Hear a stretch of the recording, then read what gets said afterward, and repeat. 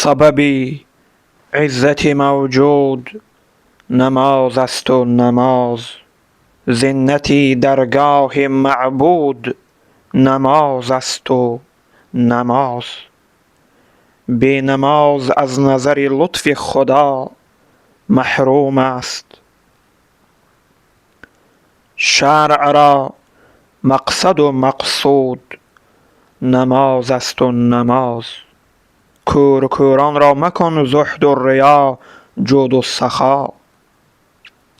بود طاعت همه از بود نماز است و نماز.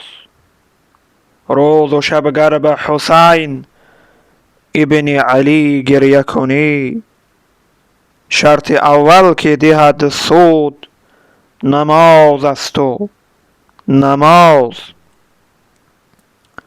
پیش سلطان همه کس تحفه لایق ببرد، تحفه بر حضرت معبود نماز است و نماز.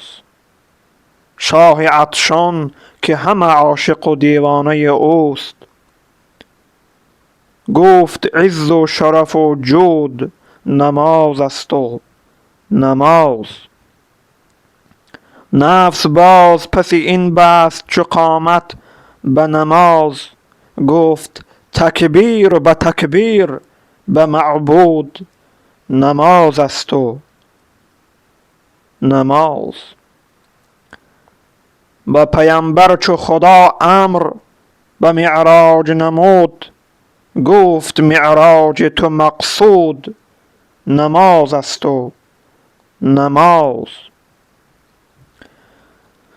به نماز عذر نباشد چو به تن جان داری، آنچه حق از همه بستود نماز است و نماز.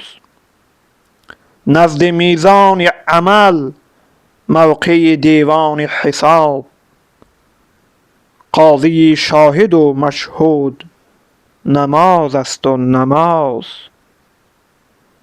گفتم ای عقل ز طاعت همگی افضل چیست، عقل همواره بفرمود نماز است و نماز.